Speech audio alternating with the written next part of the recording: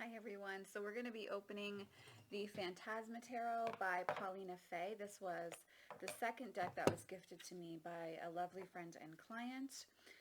So I did a little quick research because I was like, wait a second, this looks a lot like the Paulina Tarot. Is this the same artist? And it is, at least it appears to me. Guys, please correct me down below if I'm wrong in the comments, but it appears to me that Paulina is Paulina Cassidy.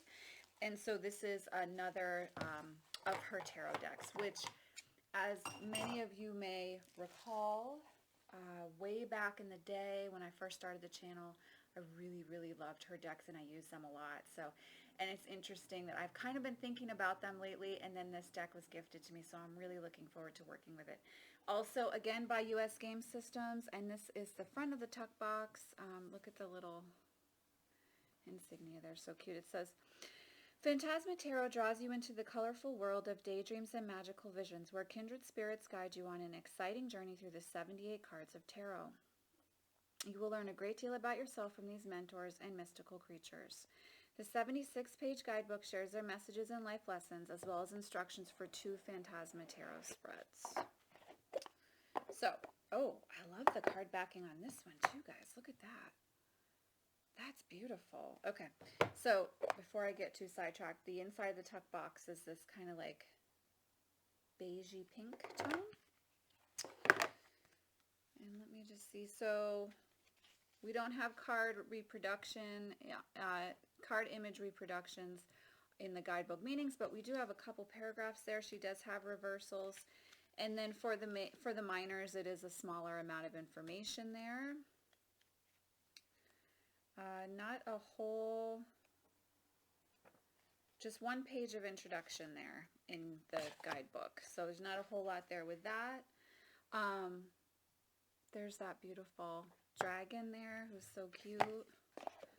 Okay. Let's take the plastic off this and see what we think, guys. I'm going to try not to cut myself and not to ruin the cardstock.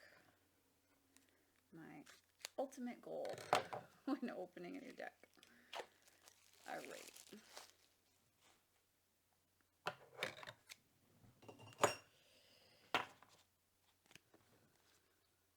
Cardstock similar to the Tarot of the Abyss, which I just opened up.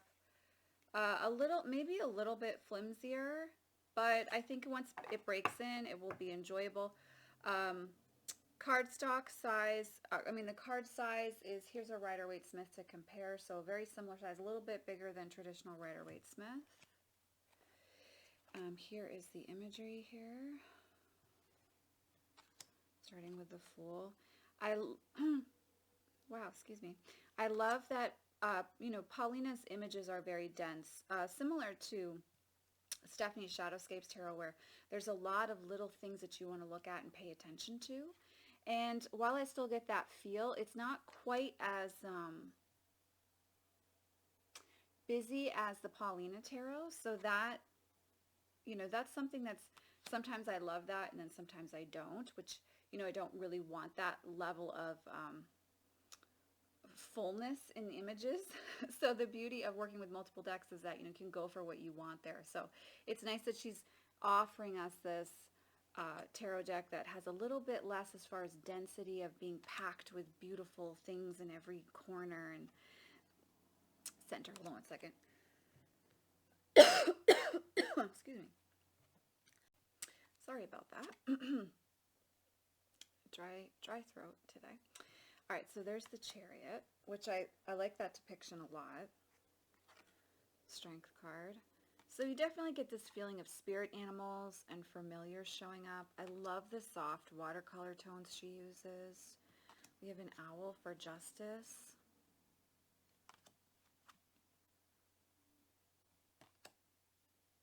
Oh, I love the death card, guys. Look at that. That's adorable. We have Temperance. The Devil has become the Yin.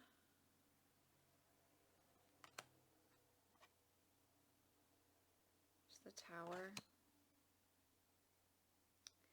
That's an interesting one. I want to sit with that imagery. There's the Moon. The Sun. She always has adorable and sweet depictions of the sun. Judgment has become the awakening here. And we have the world. Oh, I love that Ace of Wands.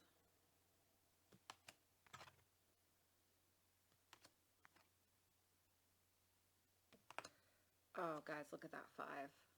All right, I'm down for that one. That one's pretty cool. 7 of Wands has a bat. That's interesting. Oh my gosh, this one's beautiful. It's like you really have to sit with her imagery and like take your time. So this is a deck that is probably going to appeal to you if you want to be doing some journaling, some journeying with your deck, and you want to spend time with the artwork, then this is one that I would recommend. Any of her tarot decks really that you feel, you know, that where the artwork really seems to pull you in, because you want to sit and look at them, right? Like there's so much to get out of them. And you don't want to rush through the process of looking at them, because it's like, even just taking a second here, like I'm seeing more and more in the imagery that's really, really pulling me in.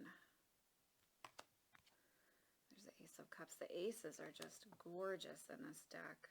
Oh, look at the 2 of Cups, guys. So cute. 3 of Cups with the pink flamingos. I love that. This is a really beautiful deck. And it's soft in its tone and its feel. And I don't mean that it's like a love and light deck at all by any means, but the thing that I think is nice about this type of artwork too is if you're reading for someone who's new to tarot or a little bit nervous about working with tarot, this is like a beautiful introduction that lets them kind of sink their teeth into the experience of working with tarot and not immediately feel like they're hit in the face with some of the symbols and the imagery and, you know, occult symbols and representations on the images. So this is like a nice option if someone's new to tarot or a little bit nervous to work with tarot but really wants to start understanding it. Here's 10 of Cups. That's beautiful. I'm going to go forward a little bit here. Oh, but wait, I do want to show you this Queen of Cups. Isn't she gorge? Look at her. There's that King of Cups too. An Ace of Swords. Love that 2 of Swords.